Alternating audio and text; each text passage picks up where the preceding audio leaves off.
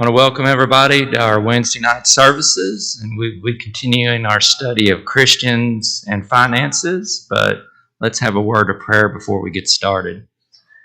Heavenly Father, we thank you for this day. We thank you for this opportunity to study your word. Be with us as we study, that we might learn from it how to be better stewards of the things you've blessed us with and to help those in need.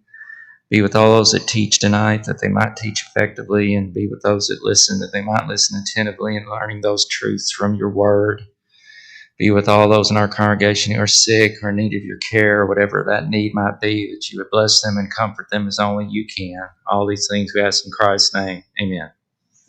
All right, so last time, to review briefly. All right, come on now. There we go.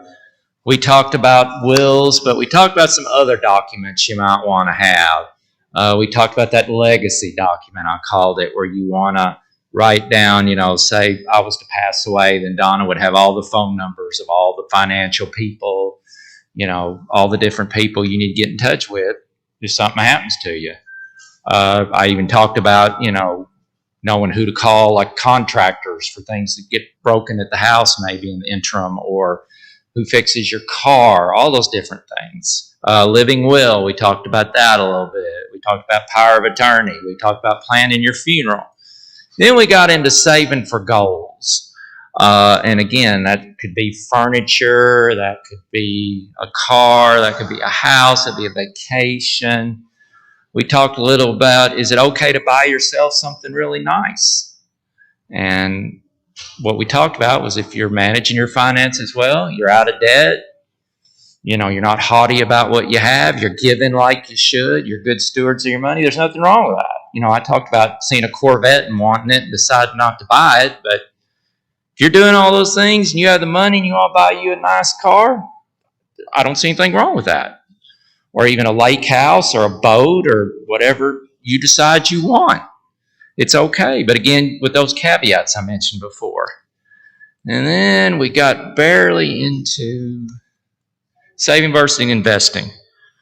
We said saving was something you do for something you're going to buy within 5 to 7 years. Investing is longer than that. And so last time we just started talking about cars. And I'm going to talk about some things tonight that I feel like you guys may know more about than I do. I don't know. So feel free to comment. If you have some suggestion or experience or something, feel free to speak up and talk about it. Again, decide what you want. Nowadays we have the internet. You can research a car really easy, a lot easier than we could 30 years ago. I remember our credit union, I think I mentioned at the plant, people were constantly over borrowing that little gold NADA book, if y'all remember that. You could look up like what a wholesale value of a car was, what the retail value was. We can do all that online now. You can find out all about a car, Find out things like how reliable is it? How often do you have to get it fixed? How often has that car been recalled? How well does it hold its value? What's the insurance going to be? Insurance on a 2021 Corvette is probably a lot more than the insurance is on the car I drive now, a 2004 Town & Country minivan, wouldn't you think? So those are things to look at. Then you budget for it. Instead of budgeting a car payment, budget money every month to save up for a car. You're doing the same thing, but you're not going to debt. You just pile up that money till you meet that figure that you want to get to buy it. And now this is the debate a lot of people will have. New car, used car. That new car, like I saw that Corvette. I was talking to Sam. He said he saw it around town some, and I'm half convinced God keeps it out of my sight so I don't get tempted to buy it. But a lot of people say never buy a new car. Dave Ramsey will say don't buy a new car unless you have $1 million net worth. Cars lose like something between 1/3 to 40% of their value in 3 to 4 years. So you can save a lot of money if you wait. Now, my personal opinion, it's okay to buy a new car if you're going to hold on to it. If you're one of those people that likes to switch out cars every 4 or 5 years, that's probably not good financially. But like we tend to buy cars, Don and I, and hold on to them forever. We've bought 2 cars. We've driven over 200,000 miles, so they were literally falling apart. We bought a Cavalier in 2000. No, that was in the 1990s. What was it? Hawaiian Orchid Purple. Is that not the color? It was for her. The boys both learned to drive on it. They drove it actually to high school to have a car to drive. Jonathan, I'm sure, remembers those days when he drove that car. So finally it came to me when they left home. One day Donna goes, is something wrong with the tailpipe on that car? And I said, I don't know why. Well, it had literally rusted through the tailpipe and it was on the ground. But my brother-in-law bought the car, and he knows something about fixing cars, which I don't. He fixed it up, gave it to my nephew, and I think he's still driving it. So, my minivan out there has 191,000 miles on it. That's the car we bought to replace the Cavalier, because if you see, Jonathan was the size he is, and Josh was about as tall. If you think of putting us three and Donna in a Cavalier, if you know what a Cavalier looks like, it was tough. So we got the minivan. So we've driven it for a long time. You should really try hard not to borrow money to buy a car, because if you think about it, that's the biggest thing you can pay for that goes down in value. You can get what's called upside down, where you owe more on the car than it's worth. I can remember when I was in my 20s, the longest you could get a car loan for was 4 years. Well, now I think you can actually get an 8-year car loan, and I can't imagine paying 8 years on something. Think about this. Let's say you're upside down on that car, somebody runs a red light, hits you, totals your car.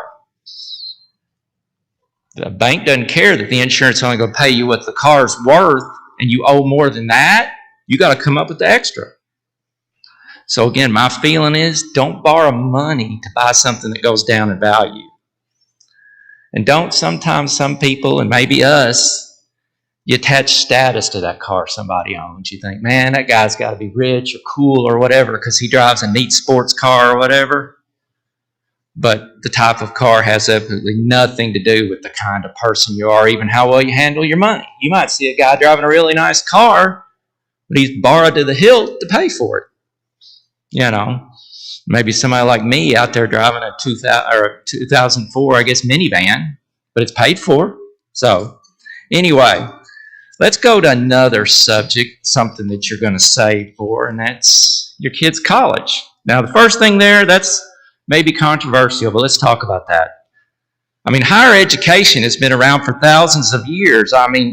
Go to Acts 22.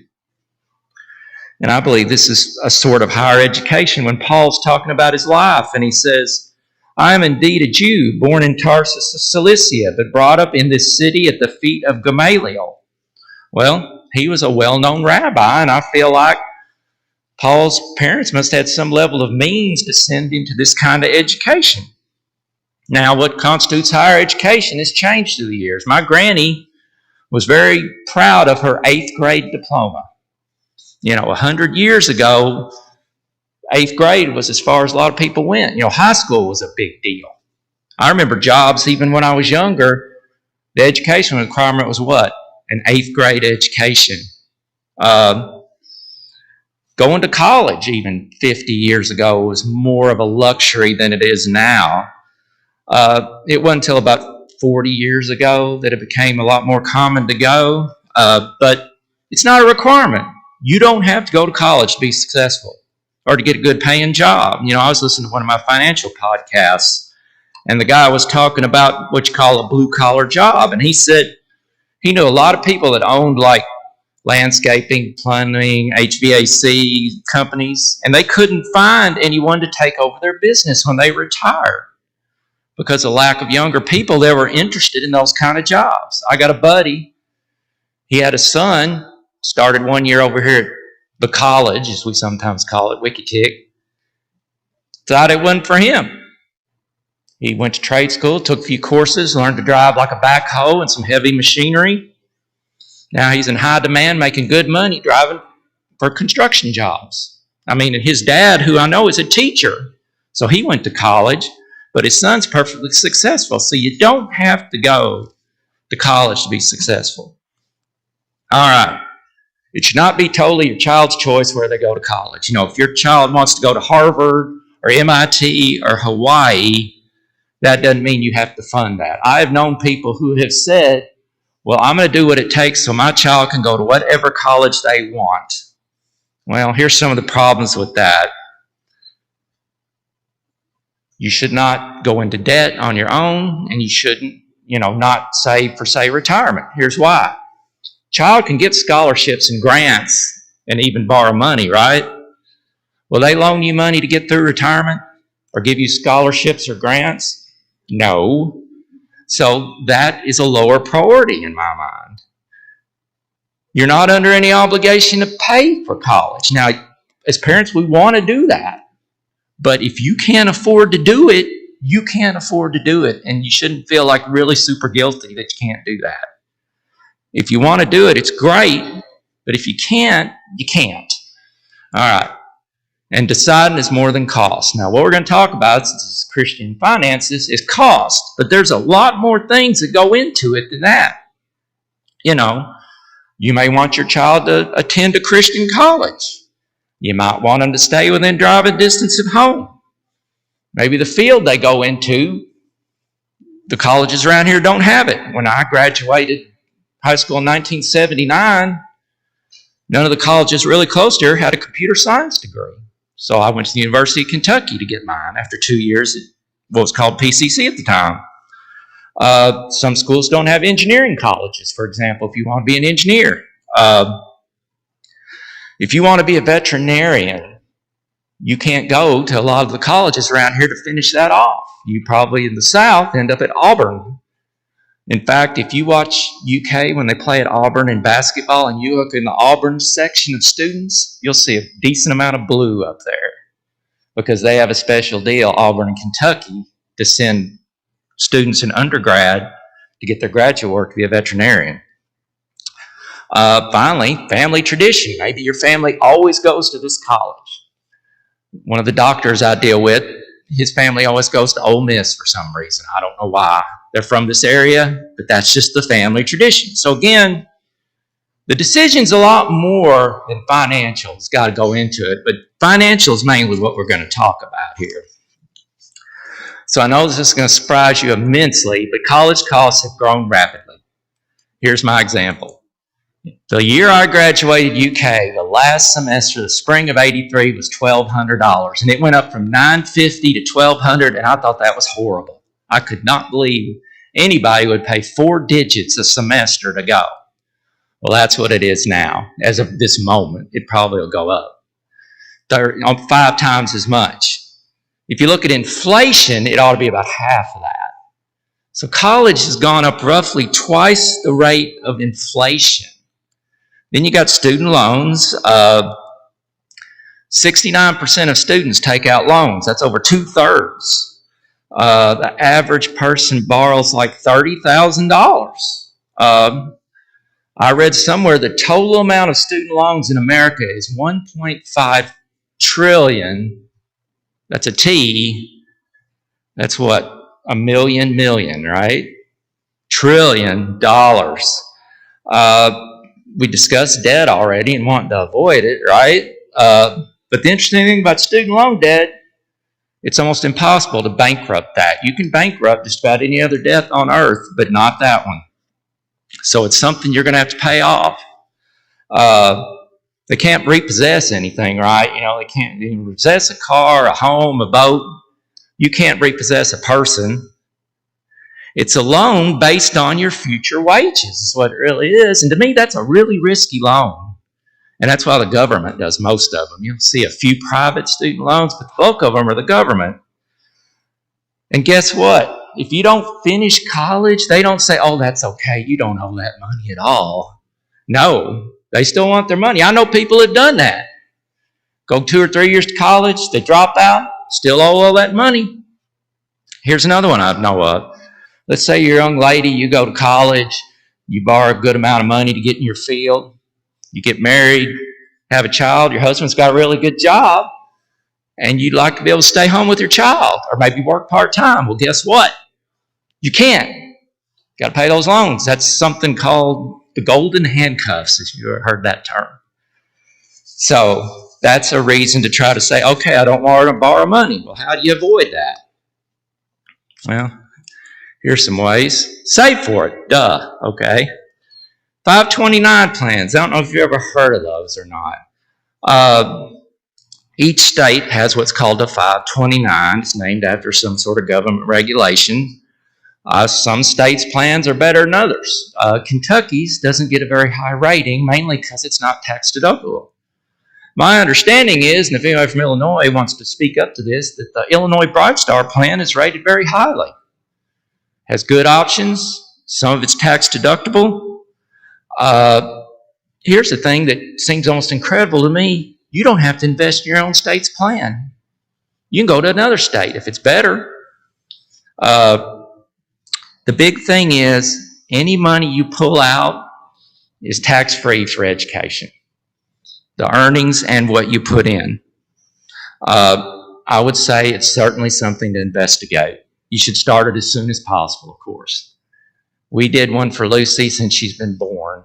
You have to have Social Security numbers. You can't start it like before a child is born. But it's certainly something to look at. Then I'll tell you to research college costs thoroughly. Okay, and here's an example. Now, that's 5 colleges in this area that I know people have gone to. Now, if you just look at that first line, you'd base it on tuition. But go to that next line. Notice the second column there. See how different the fees are? And I looked at the college websites to get all these figures, plus another independent site to corroborate, I guess is the word. Look at that second column. You'd think those first 2 are very competitive on tuition, but then you throw them fees in there. You look at the last one, they have no fees. They talk about how everything's in the tuition. You look at the room and board. You can see one of those is a little bit more expensive than the others. So you look at the total cost, and you can see things kind of change. That first and third one are pretty close, and the second, fourth, and fifth one are pretty close. So here's the big reveal, okay? Murray State, SIU, Western, UK, and Freed-Hardeman. Now, I'm not trying to extol one or the other or downplay one or the other, but what I'm telling you is that's something you need to research. All the costs. Don't just look at tuition and think that's all you need. You got to look at everything that's involved in going to college. Now, why SIU has those big, I have no idea. I could not dig out of it what's in there that's $5,000 a year. But again, research, study up. Why is it that way? You know, get the total. Make your child do most of it, though, is another thing I'll say. Don't do it all for them. Make them do it. Help them as you can, but make them do the bulk of it. All right, here's some other stuff. Scholarships. Start looking for scholarships several years before. Don't wait till the summer before you're going to college to start looking. That's usually too late. Millions of dollars in scholarships are never used. Research them thoroughly. Never pay to apply for a scholarship, because usually if you do, it's a scam. Now, there are computer programs you can get to search.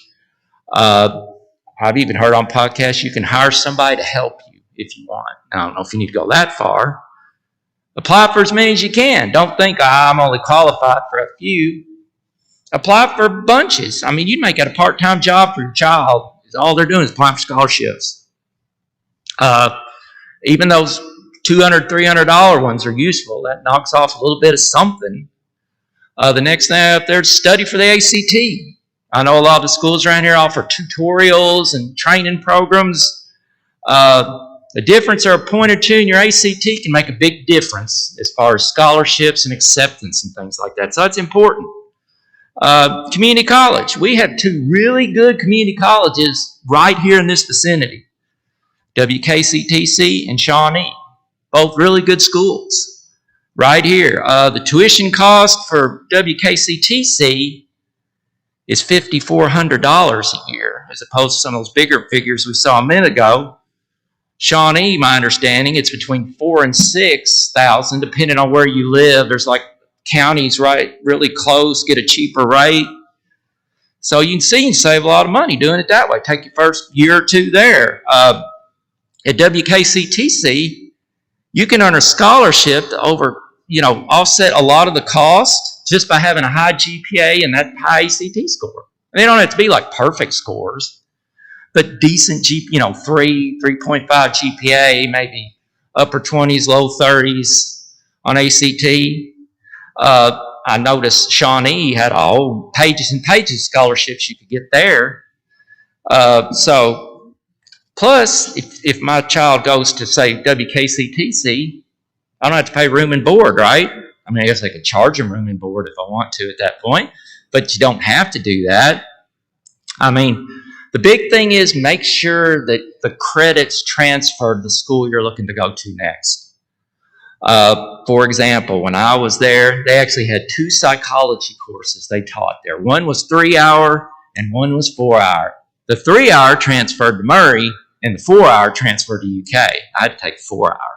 Some reason for a computer science degree, you had to have 4 hours of psychology. I don't know why, but that was what it was. It's better to pay for a year of college at a community college and find out that's not for you than to pay for a year of tuition at a bigger school and room and board and find out it's not for you. What I've seen with kids, my own, other ones I know, is there's 2 big changes when you go to college. The first thing is much more responsibilities placed on the student for their learning than in high school. The material, you have a lot more because you have fewer hours of classes. There's that old adage, you have to study 3 hours for every hour of class. I've known some very bright, intelligent people that never had to hardly study in high school, and they get to college and it's totally different. They have to study. They might have made all A's and they make their first B and they're devastated. You know, it's harder. So then the second thing you have to do a lot when you move out on your own is you're actually managing a household for the first time in your life. Maybe it's the first time you've had to do your own laundry, get your car taken care of, get your own food, whatever. So if you go to community college, guess what? You only make one of those changes, about the classes. Then later, 2 years later, you can make the other change. Plus, I can tell you at PCC, and I'm pretty sure it's this way at Shawnee, class sizes are smaller. So you can get a little more attention than you would at a bigger school.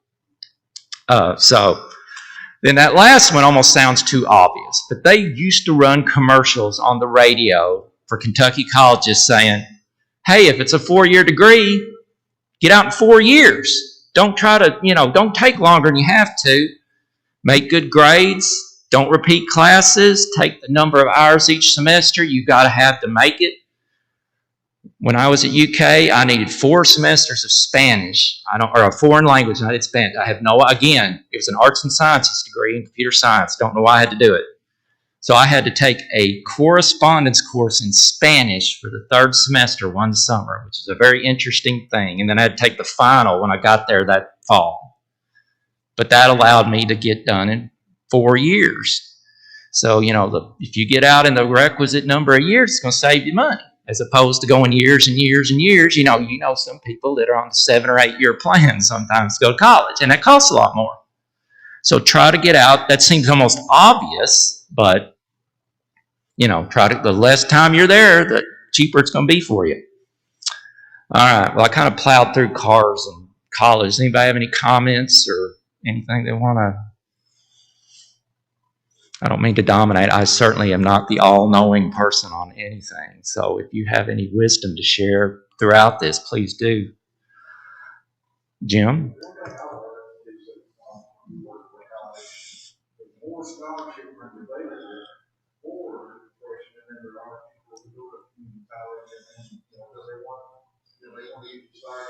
That's true. Yeah, Jim mentioned, and I'm going to do this. I'm going to repeat what you say so people know, because they can't. I found out last week, somebody let me know they can't hear what people say from out there. But Jim brings up a good point. That's one of the disadvantages of going to a community college. Is a lot of times that scholarship money's for freshmen because they want to get you into the school. There's opportunities, but there's not nearly as much for especially juniors and seniors. So that is one thing about community college that may be a disadvantage when you go on to the future years at a 4-year school site. That's a good point.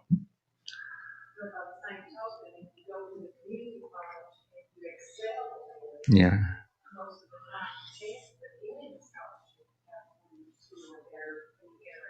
Right. So Donna said, if you do really good at community college, it helps you get those junior and senior year scholarships. And to be honest, I made better grades, I think, when I took those 2 years at WKCTC than I would have if I went to UK. I honestly believe that.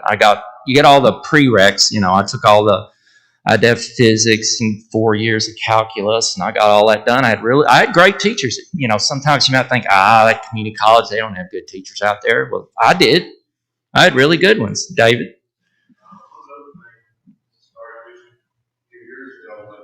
There are some programs like freshman in high school.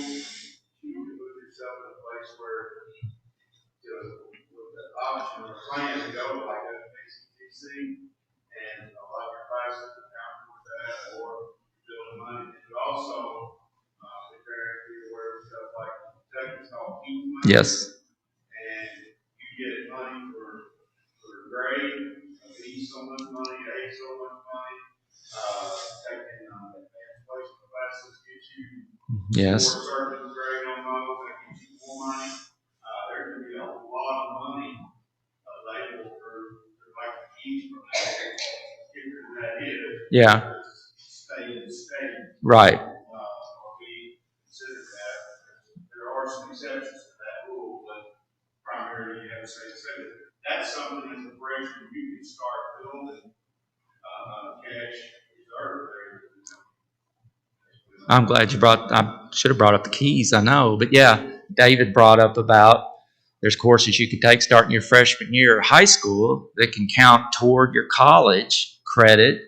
There's the keys money based on, again, GPA and ACT. And that starts with your freshman year, You can't just goof off your freshman year of high school. You've already dragged your GPA down a little bit if you do. And that can affect it. And the AP courses can count toward college courses. There's things you can do starting when you start high school. You can offset all the costs. Now, let me tell you one more thing about college. I forgot about this. This is student loans. But I don't know if they do this now, but I remember back then you actually had to go on the college website and accept scholarships that college gave. I remember Josh and I was looking over his shoulder, and he was accepting ones he got in the UK. And this thing popped up for $3,000, and he had no idea what it was. And all you had to do was accept it, but when we drilled down, you know what it was? It was a $3,000 loan from that college. That's why you got to pay attention. He could have got a $3,000 loan just clicking a few buttons and got the money and been in debt. So again, if you don't, anything else I say, research it, pay attention. It's the second biggest purchase you'll probably make in your life. We're going to talk about the biggest one next, but pay attention. Help your child. Make your child do some of it, but there's nothing wrong with looking over your child's shoulder and saying, well, why is it that way? Why is it this way? Because again, that's a lot of money. All right, anybody else? That's all good comments. All right, let's go to the biggest thing you'll ever buy in your life if you do it, a home. First thing I'm going to say again is you don't have to have a house to have a complete life. The American dream is what? A house with a white picket fence, right? Those two arguments there you'll hear. It's a good investment, and if you rent, you're throwing your money away, right? Well, I don't think it's as cut and dried as that. Your house is an asset. It does go up in value, but there's cost to it. Anybody that owns a house, you know about property taxes, homeowners insurance, maintenance. You got to put in time mowing the lawn, raking leaves. Today I got in and started cleaning our gutters. It was nasty. You can ask Donna what happened to her while I was cleaning them out. It's terrible. But anyway, I'm up on a ladder cleaning out nasty gutters. Well, I'll tell you, she was holding the bucket, and I splatted too hard in the bucket, went in her face, in her mouth. So it's not all, there's things you have to do. And to realize the value of your house, a lot of times, what do you have to do? Sell it, or pass it on to your heirs. So it's not as cut and dried as it might seem. If your dream's to own your own home, that's wonderful. If you want to just rent and have when something breaks, you don't have to fix it or call a repair guy. You call the landlord and say, come over and fix this. That's nice too. And your Saturdays, you're not mowing the lawn and cleaning out gutters and doing all that kind of stuff. That'd be nice too, right? So that's what I'll say about that. It's the biggest thing you'll ever buy in your life if you buy a home, so you need to think about it too. Location. How close is it to where you worship, where you work, where you shop? Is it in a good school district if your kids go to public schools? Maybe you want to live in an urban environment. Maybe you want to live in a rural environment. I grew up in a rural environment. Donna grew up in a rural environment. We got property in an auction, so we were in a rural environment, but I was 10 minutes from work. We lived pretty close to our parents. Her parents really liked me, so that's a good thing. But we can get to the mall in 15 minutes. We can get to all our doctors in less than 30 minutes. The hospitals are within 20 to 25 minutes. We can get here in 25 minutes. So in my mind, we get the best of both worlds. We're out in the middle of nowhere, it seems like. If you've ever been to where we live, it seems like that. But we get to go, pretty close to other things. We like the schools. Schools did a good job raising our sons. Donna went there to Ballard County. Ballard Memorial High School did really good. So the size of a house. A bank will loan you more money than you really need a lot of times. Now, buying or building a really big house is great when you're at home, when your kids are at home, But what happens when they're grown and gone? We have a really nice 4-bedroom home with a large front yard, and we love that big front yard. We could play football and baseball and all that stuff in the front yard. We had 4 bedrooms because we had 2 sons, and we thought we might have a third child, but we didn't. Now the boys are grown and gone. Guess what? We have 1 bedroom. It's actually a bedroom. 1 bedroom's Stuart's office. 1 bedroom is Donna's office and Dr. Lucy's hospital and clinic. And she loves to play doctor with all her little stuffed animals and Barbies. I'm the orderly, by the way, because Donna's the nurse, because she said, "Granddad, you're a terrible nurse." And I said, "You're right." And then the 4th room is Lucy's playroom, where she plays with all the toys and the boys' old toys and stuff. I just told you about cleaning out the gutters and how yucky that was. Well, I can see as we get older, it's going to be harder to do all that stuff. So at some point, we're probably going to have to sell our home and move, not anytime soon. And people do that, and that's fine. That's not necessarily a big deal, but something to consider when you're building or buying a house is someday you probably won't need all that house. All right. How do you pay for that house? We talked a lot about don't go into debt, but that's really hard to do with a house because it's so expensive. But I will say if you have a lot of debt, if you have any debt, it's probably not a good idea to slap a mortgage on top of all that. Make sure you're ready. Don and I got that property in an auction. It was right after Josh was born, I guess, in 1991. The plan was to wait to build a house. But I started seeing that interest rates had gone down. I thought, we better build now. They'll never get any lower than this. You know what they were? 8.5. They're 3 now. I thought, they'll never get any cheaper, 8.5. I remembered back, and you can remember this in the late 70s, early 80s, when interest rates were like 14, 15, 16%. So I thought 8.5 was a bargain. Well, I was wrong. So make sure you're really ready. Don't just say, the interest rates will never get this low again. Well, you don't know that. The standard rule of thumb is 25 to 35%, or 30% of your take-home pay, preferably on a 15-year mortgage. So let's talk about mortgages. At least a 20% down payment, you avoid what's called PMI. That's private mortgage insurance. That protects the bank. It doesn't do anything for you if you don't pay off the loan. It covers them. But it's going to cost you $100 or $200 a month. It's not going into the equity of your home or to pay down that loan. It's just money to keep the bank happy, really is what it is. And until your equity gets over 20%, you can't get rid of it. Then you have the 15 versus 30-year loan. A lot of financial people say, try not to get more than a 15-year. You might think, well, a 15-year payment's going to be double a 30-year payment. Well, no, that's not how it works out. Plus, you can get a better rate. So let's talk about that a second. I whipped up an example here. This is of about 3 weeks ago, so it could have changed a little. The rate on a 15-year mortgage is less than a rate on a 30-year. 2.5 as opposed to 3. The median home price, according to the realtor information I found this area, is $165,000. You notice your monthly payment for a 15-year is $1,100 and a 30-year is $700. So it is not double. It's like a little over 50% more. But look at that last set of figures there. The interest you pay total on a 15 would be $33,000, and the 30 years $85,000. That's $52,000. That's a couple of really nice used cars or somewhat inexpensive new cars. That's a lot of a college education. That's a lot of years of really nice vacations.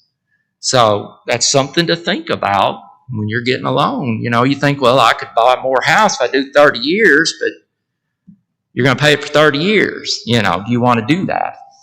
So it's something to think about. And finally, this is one of the great financial debates. Do you pay off your mortgage early, especially now when interest rates are so low? You'll hear people say, well, don't pay extra on your house, invest it. The market's going up, right? Well, it's going up now. You don't know that. Plus, it takes a lot of discipline to do that, to not spend that extra, right? My personal feeling, we put our extra into the house. We paid it off early. We kept this little thing on the refrigerator, and we would count it down every month. And I can tell you there was a lot of joy in our household when we wrote 0 on that. Because you think about it, if you have a paid-for house, you lose your job, get your hours cut, you're not losing your home. You got that kind of bedrock there. I remember when we got it down to 0, we went to a sit-down restaurant. Our go-to place was Whaler's Catch, which is no longer there anymore, and I won't embarrass Jonathan about his Captain Claus story. He always did. He can tell you about that. But the bottom line is that you don't start doing that until you've got the rest of your financial house in order. We talked about emergency fund. We talked about paying off debt. We talked about funding, and we're going to talk about funding retirement in a minute, or started, and then we're going to talk about funding college. We just talked about that.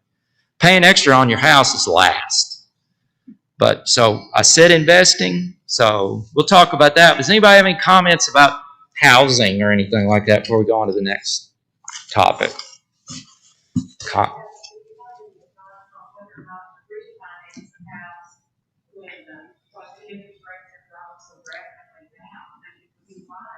Yes, that's a very good. I wish I'd brought. That's a good point. Donna mentioned refinancing when your interest rates drop. I think the rule of thumb, don't quote me, is like if it drops 2%, you should probably refinance. But really you want to know is, all right, here's what the closing costs are going to be to there's always closing costs to refinance. They have to reappraise the property, and there's all these fees and lawyer fees and stuff. But you want to see, is the drop in interest rate going to make it worth it? And something you need to consider is, are you staying in the home? If you're going to stay there a while, it makes more sense than if you're going to be more transient. But that's a very good point. I would say if the interest rate falls, even 1.5%, you should look at it. Call your lender and say, all right, what would you charge me to refinance? Sometimes they'll knock the closing costs really low for you. So yeah, very good point. Thank you. That's something you could look at, is to refinance your loan to a lower rate. When I had 8.5%, if it had gone down to 6.5 or 6, well, yeah, I would have done that, no doubt. Anybody else? Jim? Well, Jim's asked if anybody knows who the finance person in their house. Well, even though you're supposed to obviously work together, you don't have one person doing all the financial stuff. You usually have one who tends to know more about finances, but that doesn't mean you don't listen to the other one. I've been saved from some very bad financial decisions by Donna saying, are you sure that's a good idea? And at the end of this, I'm going to tell you a couple that I made and didn't listen to her that ended up very badly. So yes, most couples have one person who's the financial person, and I'm sure it's not that way in your house, of course. It's not that way in our house. You still both have an equal say in talking about finances. Again, I've been saved from some really dumb stuff because of Donna. So, all right. Anybody else? All right. Let's talk a little, see how far we get with this. Investments. Investment versus savings. Again, savings, you need it in 5 to 7 years. Generally, we talk about, appliances, vacations, cars, your emergency fund. You're not that concerned with generating income. It's wonderful if you can, But, especially right now, I think the best accounts you can get are 0.5%. You can lock it up in a CD and maybe get 1%. But again, you want the money to be there in the short term without the risks of it going up and down. Now, investing is longer term savings, say more than 7 years. It's riskier but more profitable, but keep in mind that little phrase, over time. It's going to be a lot less risky the longer you go, but it's going to have its ups and downs, and that's why it's a bad idea for a short-term purchase, because sure as the world, when you go to make that purchase and you got to invest in a riskier investment, it'll be down here, or that would be the way it worked for me probably, but it'd be down, like say March of last year. In a 4-week period, if you had your money invested in the stock market, which has been going like this for years, it went like that, down to drop by 40%. If that had been the time you needed to buy your car and your money was invested in that, you'd have lost 40% of the value. So again, that's really the difference when I say savings versus investments. All right, see how far we get with this. No, probably not far. Retirement. There's actually a reference to retiring in the Bible. Turn with me to Numbers. Chapter 8. And we're talking about the Levites here and their service. 8 verse 23. Then the Lord spoke to Moses, saying, "This is what pertains to the Levites. From 25 years old and above, one may enter to perform service in the work of the tabernacle of meeting. And at the age of 50, they must cease performing this work and shall work no more. They shall minister with their brethren in the tabernacle of meeting to attend to needs, but they themselves shall do no work. Thus you shall do to the Levites regarding their duties." So you see, at 50, they were supposed to quit working in the service of the tabernacle, but it said they were still supposed to minister to their brethren. I think some of them said keep up the wall of the tent of meeting or something like that in some versions. But it didn't mean they quit doing anything. And that's a point I'm going to make right off. Maybe you retire from a job, but you don't retire from service to God ever. Now, maybe as you age, things are changing in your life. Maybe you can't do what you used to do when you get older. That's certainly plausible. But we should not use getting older as an excuse to quit working for God. You never retire from service to God. You quit serving God when you die. That's just as honestly and bluntly as I can put it. You work until you're done living on this earth, or if Jesus happens to return first. That would be the only different thing. All right, let's see. We've got a couple minutes, but I really don't want to get into the next thing. If you want to prepare for next time, I'm going to use the book of 2 Timothy and try to pull out some points from it as some things we should do when we retire from our jobs, some things we can do as a Christian relating to his last phase of his life, because the thought is 2 Timothy, by most scholars, was written right before, it was the last book he wrote and right before he was going to die. But there's some things he's still concerned about and that he does there. And I think we can use them to give us examples to what we should do in retirement, which is often the last phase of our life. So if you want to kind of jump ahead for next time, read 2 Timothy for next time. And then so you've got a minute or two, so just visit among yourselves.